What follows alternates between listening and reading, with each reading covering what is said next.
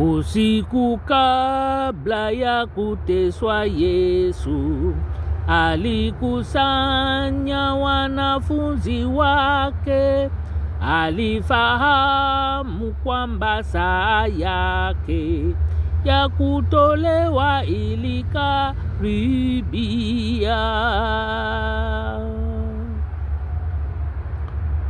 Kwa roho aliona Getsemane, maneno yake na huzuni nyingi.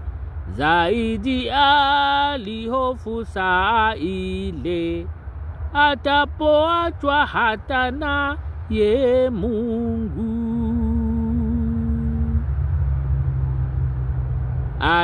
Alitamani saa ya Pasaka pamoja na wapendwa wake, huku katika pendo lake kubwa sana aliyashinda majaribu yote.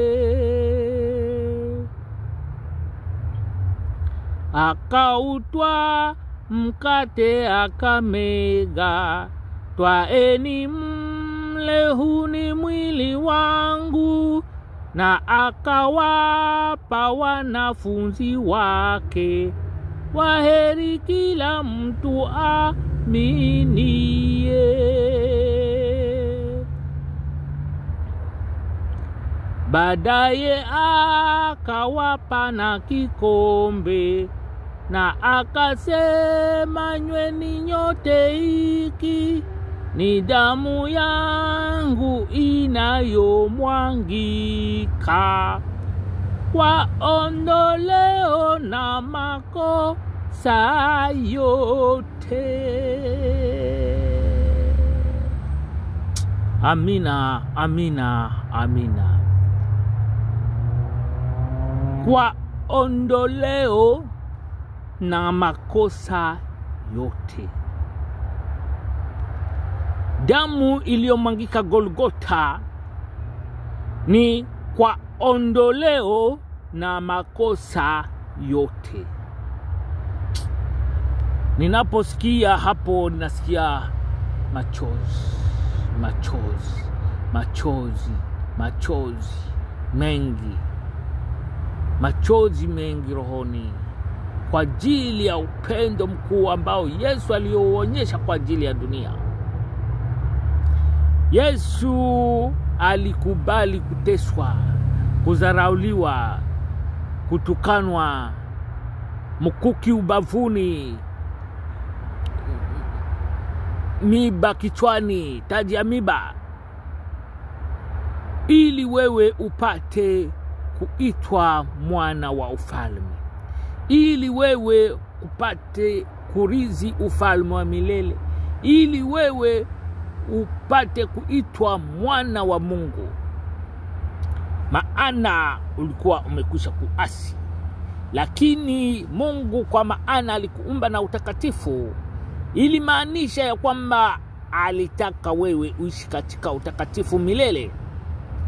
Japokuwa program hizo zimebadilika na mwanadamu akakamata hatua ya kujiamulia mwenyewe, lakini Mungu mwenyewe aliona ya kwamba ni lazima yale aliyoyapanga yatimie. Na ndio maana yeye mwenyewe tena alikutafuta wewe uliyepotea. Neema hii ya bure, neema hii Mungu aliyoitoa kwa ajili yako mwanadamu, ikamate na mikono miwili. Na usicheze na dunia. Dunia ina rafiki. Leo unaweza kucheza, kesho na kutapika. Ndugu yangu, kamata hatua mbele wakati. Neema hii sikupite. Kuna wakati neema hii itakatika. Ndipo wengi fahamu ya kumtafuta Mungu itafika, lakini itakuwa nyuma ya wakati ikiwa umepoteza muda wako bure bila kujiandaa. Unaposikia kengele ya neno la Mungu ikikuita, jua ni upendo wa Mungu kutoka juu. Mungu alikuchagua Chagua wewe mwanadamu, wewe ni taswira la Mungu.